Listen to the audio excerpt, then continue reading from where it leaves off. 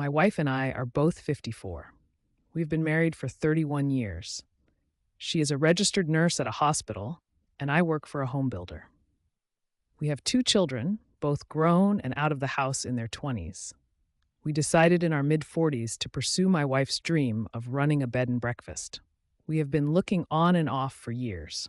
We came across a piece of property, 5 acres and a home built in the 1800s. The original owners were large landowners in this area. They had an extensive agricultural business empire, but over the decades, fewer family members wanted to stay in farming. Our town is going through growing spurts as it has become quite touristy because of some, let's say, natural formations in beauty. The farmland along the main highways is being gobbled up. The house and land we purchased are away from the highways. Since we bought it, my wife and I have been redoing the entire house. There has been neglect in some basic maintenance, and we want to restore the house to its prominence from 150 years ago, along with making a living. My wife has been in charge of decorating rooms as I finish, along with paying the mortgage. I am renovating room by room, paying for all material and any professional help if needed. I am pretty handy, so most of the work is done by me. In the last few years, the housing industry has gone through the roof. We would work 7 days a week if we could.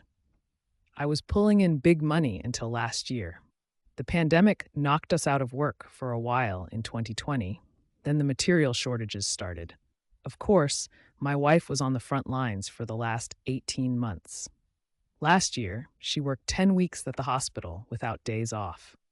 The medical staff stayed at the hospital. They had rooms, and several slept in them together. To say the least, the staff got very close. They worked 4 weeks on and 2 weeks off, starting in March last year into the fall, then again after Thanksgiving.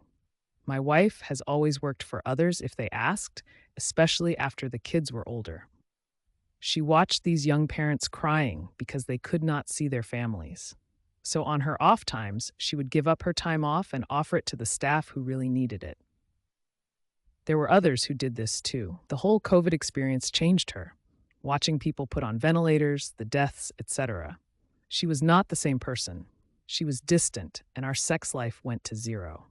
I attributed it to either her experiences or her age. I tried talking about it, but was told she just didn't feel it anymore. We still worked closely on the house. We planned trips to an area in our state that had a large Amish population. The Amish here are known for craftsmanship in woodworking and sewing. We bought several pieces of furniture for the bedrooms, along with handmade quilts. This past weekend, we were planning on taking a 3-day trip to this area to buy dining room furniture. I also pay and trade with some wood that I get when I take down an old barn, which I do as a side gig. Barnwood is very much in demand. My boss called me and told me everyone was working the whole week. He was able to get wooden shingles for a house we had been sitting on, waiting for supplies. I told my wife we could go on Saturday and Sunday. On Friday morning, she told me she was still going with some coworkers because there was a fall festival going on too. I went to a local bar that night. One of her coworkers came up to say hello. I asked if she was going on the trip. She knew nothing about it, so I texted my wife asking if she made it okay and who all was there with her. She texted back that this friend, her other close friend, and a friend called Stevie were there. I had heard this name for the last few months. Until then, I always thought they were female. I asked her friend at the bar if she knew this Stevie. She said no, but there is a Steven that works with them. My wife got back Sunday afternoon with bags of tablecloths, napkins, kitchen towels, etc. She was showing me what she bought, and in one bag there was a smaller bag. She pulled it out, looked in it, and said, "Oh, not this bag. It's not for us." I let it go. Later, I looked in the bag. She had hidden it in a closet. It was decorations for a man cave for a college team I don't follow in sports, so it wasn't for me. I asked to talk with her. I asked again who all went, and she gave the same 3 people. I asked who Stevie was because we had not met. She told me it was a woman they work with. I pulled out the man cave stuff and told her I talked to her friend, who was supposed to be away last weekend, but her plans fell through. Then I asked who Stevie was again. She started crying and told me who he was, and yes, they were by themselves. They had sex, and they have been having an affair since last year during their hospital lockdown. So now, she is living in one of the finished bedrooms, and I have our bedroom. I will talk to a lawyer on Monday. I have no idea what to do about the house, the business, or the marriage. To me, she was sorry she was caught, but not sorry for the affair. I asked her if she would break it off with Stevie. She was not sure. Update: it's been a hectic couple of weeks, along with my work and side gigs picking up. The wife and I were battling. I saw a lawyer, and after I explained everything, he suggested we try to work it out before he gets involved.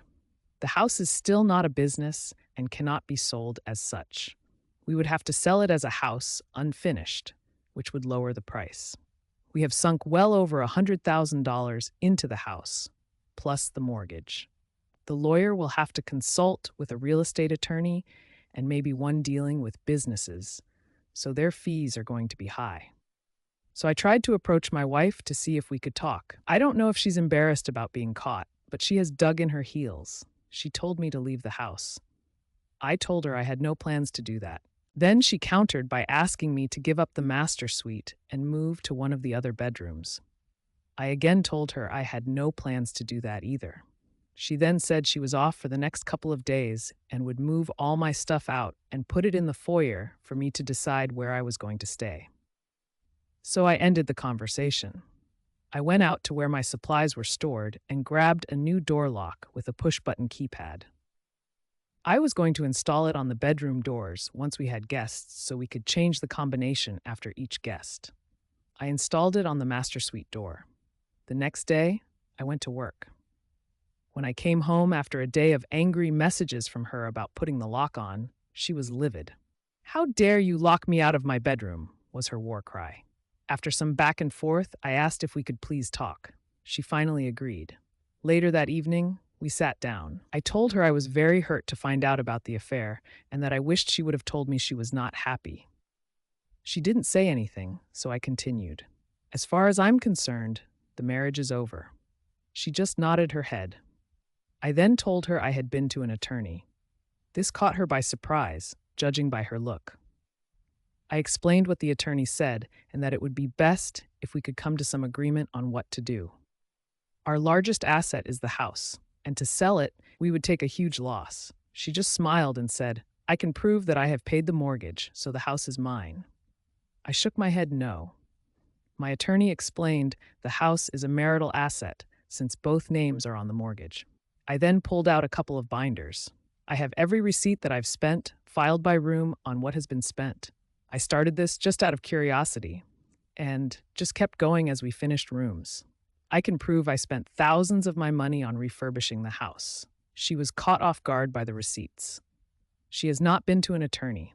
I propose that we live peacefully together and finish the house. We can then set the B&B up. She could buy me out of the business at that time. She dug her heels in again. "No, I need to leave." This hurt like a...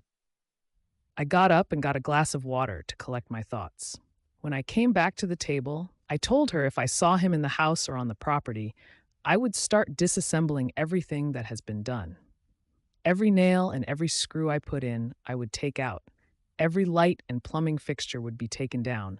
I said I would not destroy them because I own them.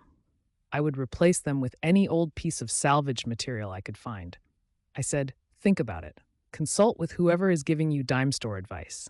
Let me know." Yesterday, she came to me. We had not talked in several days. She asked if we could talk again. She had talked with our kids. I had called each and told them what was going on. Our daughter suggested to her that we stay in the house to completion, start the business as I suggested,